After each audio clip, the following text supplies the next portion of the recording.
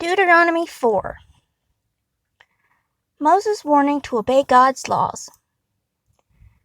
Now, Israel, listen to the laws and to the commands that I teach you. Obey them and you will live.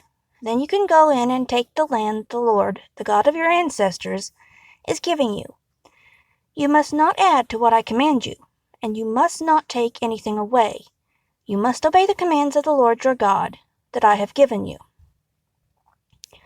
You have seen what the Lord did to Baal Peor. The Lord your God destroyed all your people who followed the false god Baal at that place. But all of you who stayed with the Lord your God are alive today. I taught you the laws and rules that the Lord my God commanded me. I did this so you could obey them in the land you are ready to enter and take for your own. Obey these laws carefully. This will show the people of the other nations that you are wise and sensible. They will hear about these laws and say, "Truly the people of this great nation are wise and sensible." The Lord our God is near when we ask Him to help us.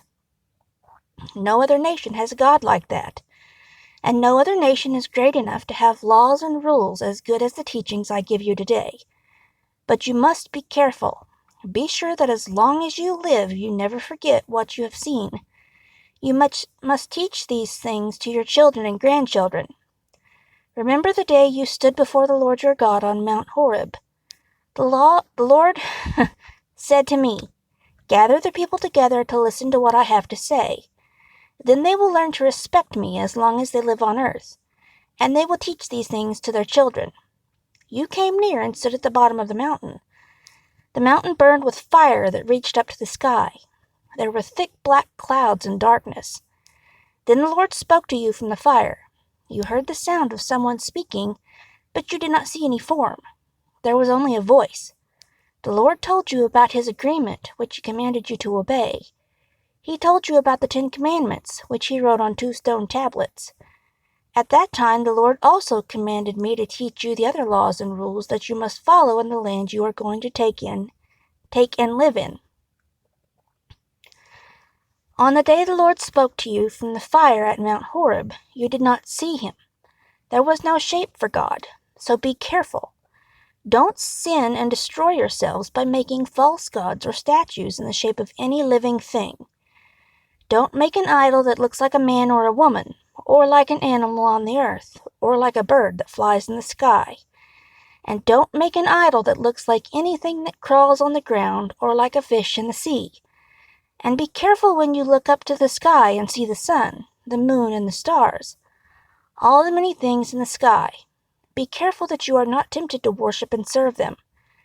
The Lord your God lets the other people in the world do this, but the Lord brought you out to Egypt to make you His own special people.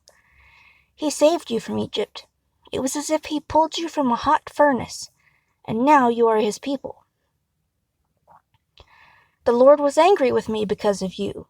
He swore that I could not go across the Jordan River into the good land that the Lord your God is giving you. So I must die here in this land. I cannot go across the Jordan River, but you will soon go across it and take that good land and live there. You must be careful not to forget the agreement that the Lord your God made with you. You must obey the Lord's commands. Don't make any idols in any form, because the Lord your God hates for His people to worship other gods, and He can be like a fire that destroys. You will live in the country a long time. You will have children and grandchildren there. After all that time, be sure that you do not ruin your lives by making any kind of idol. That is something the Lord your God considers evil, and it would make Him very angry. So I am warning you now, heaven and earth are my witnesses. If you do such an evil thing, you will quickly be destroyed. You are crossing the Jordan River now to take that land. But if you make any idols, you will not live there very long.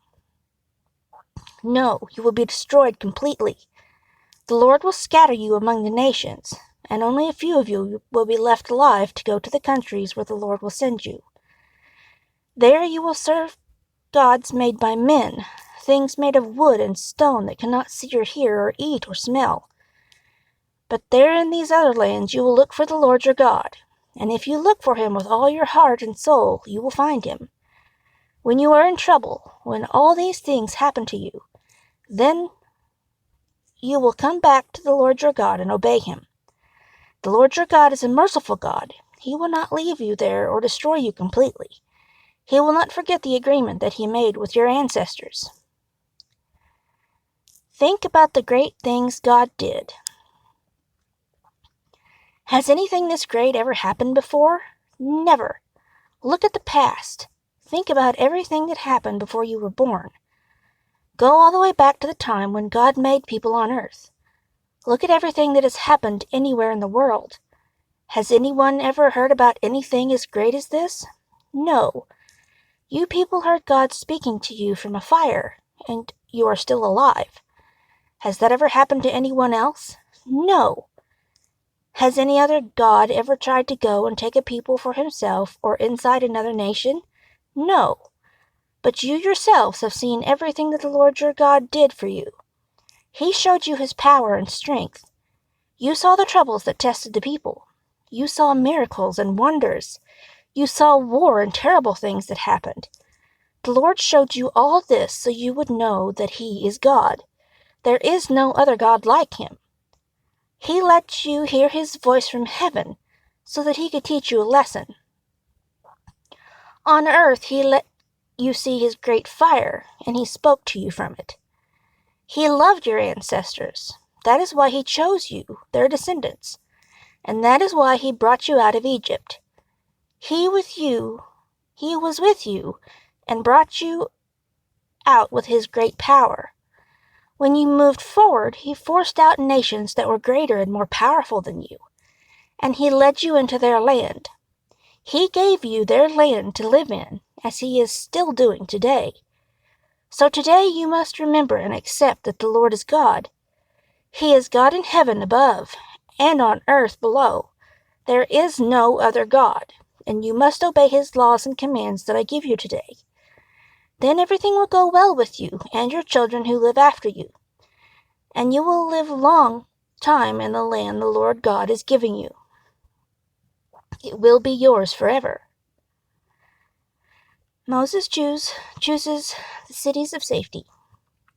Then Moses chose 3 cities on the east side of the Jordan River. Any person who killed someone by accident and not out of hate could run away to one of these 3 cities and not be put to death. The 3 cities that Moses chose were Bezir in the high plains for the tribe of Reuben, Ramoth in Gilead for the tribe of Gad, and Golan in Bashan for the tribe of Manasseh. Introduction to the law of Moses. Moses gave God's law to the Israelites. Moses gave these teachings, laws, and rules to the people after they came out of Egypt. He gave them these laws while they were on the east side of the Jordan River, in the valley across from Beth Peor. They were in the land of Sihon, the Amorite king, who lived at Heshbon. Moses and the Israelites had defeated Sihon when they came out of Egypt. They took Sihon's land to keep. They also took the land of King Og of Bashan. These 2 Amorite kings lived on the east side of the Jordan River. This land goes from Aroer on the edge of the Arnon Valley all the way to Mount Sirion. That is Mount Hermon. This land also included the whole Jordan Valley on the east side of the Jordan River. To the south, this land reached to the Dead Sea. To the east, it reached to the foot of Mount Pisgah.